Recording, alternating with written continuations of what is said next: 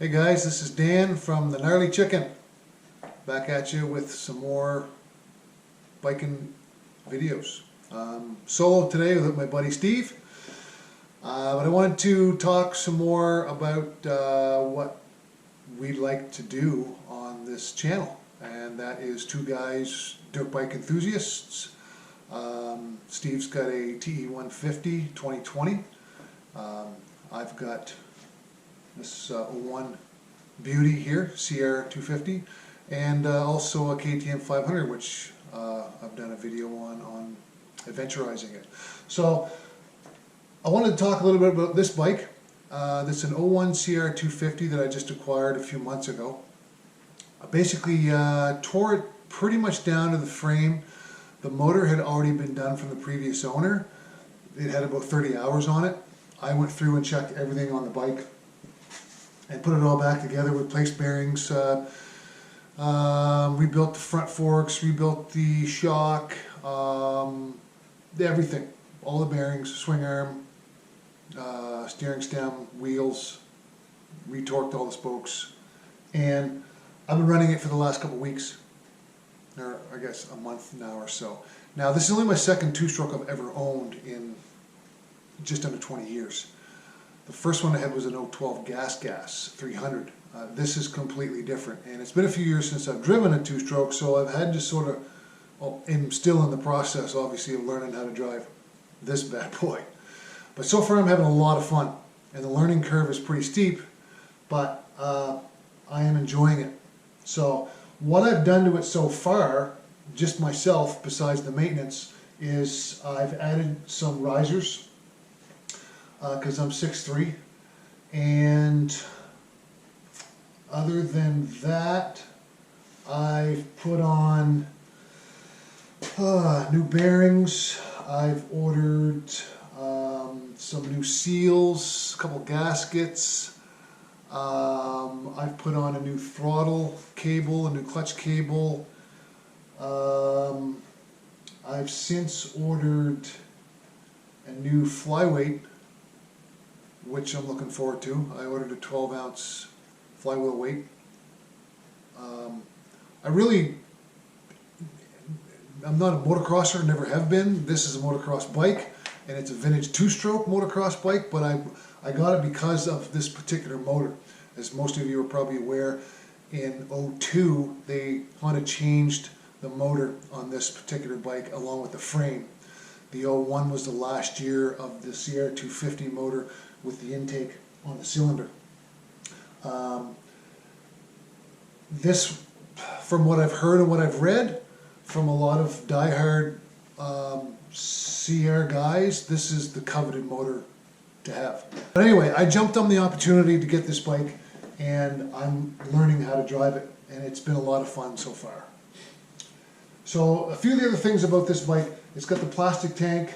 The front forks on this are off a CR250X in 07. The reason they are is because the triple tree is designed to take the front headlight mask, which houses, I don't know if you can see it up top of the shelf, houses a headlight. This bike, believe it or not, is street legal. It's not in the street legal form right now, but it is street legal with a street legal registration, a Y plate in Canada, in the province that I'm in, with the headlight, the tail light, the blinkers, the brake lights, the whole 9 yards. I just haven't put it in that trim yet, and not sure if I really will. Some other things that have been done to it: the previous owner changed out the front and rear wheels and put the Warp 9 wheel sets on them. He changed the rear to an 18-inch as opposed to the stock 19-inch, and I'm probably going to go ahead with the flyweight wheel and put heavy-duty tubes in it. I have always run heavy-duty tubes. I like them. Knock on wood, I've had no issues with heavy-duty tubes in any of my bikes. I know a lot of my buddies run moose bibs. Some guys run the tubeless. Personally, I like the ultra heavy-duty. I'm old school that way, less maintenance, and I just haven't had any problems with them. It's got a nice bash plate on it. It's got the risers to chain and sprockets. I didn't go with an O-ring chain on this because when I was rebuilding this, I wanted to sort of keep it as cheap as I could, so I went with just a standard chain, and I've been cleaning it after each use. So it's probably not going to last as long. It'll stretch a little bit, but I wanted to see how it held up against like an O-ring or an X-ring chain. So far the bike, I'm getting used to knowing and feeling and hearing when that's about to happen. I'm more of a trail guy, and where I live in this part of the country, my trails, which fortunately are right outside my house, I can access to in a matter of seconds, are very rocky and wet. So I've had to get used to driving those trails around here unless I want to travel somewhere where it's less rocky. But I'm learning how to do that on this, which has been a lot of fun. And I'm actually enjoying this as much, if not more, than my 500 EXC on these particular trails. The suspension on this bike is amazing. Now, I'm not sure of the spring rate on the rear shock. I think it's stock, but I'm 230 pounds. So I'm way heavier than what the spring rate should allow. However, that said, I rebuilt the fork or the shock on this.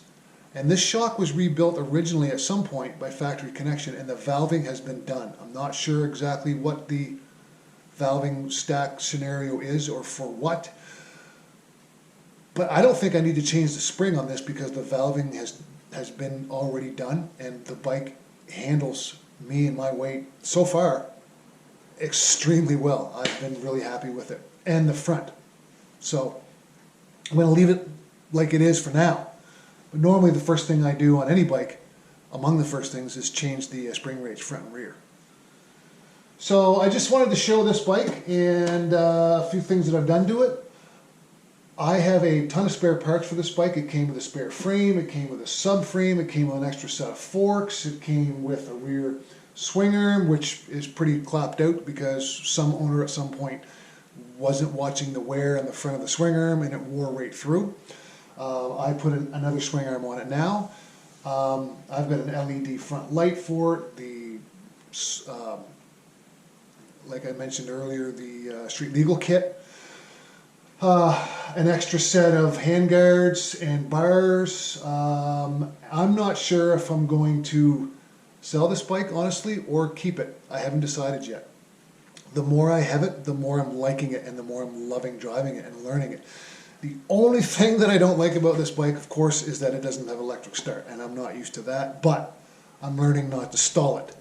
So hopefully with a heavier flyweight that'll help, and I'm even possibly considering a Magura hydraulic clutch if I keep the bike. But as it is right now, I'm really enjoying it and I'm liking it, and any comments or advice that anybody has about these, feel free to let. Gas is on. Yep. No choke.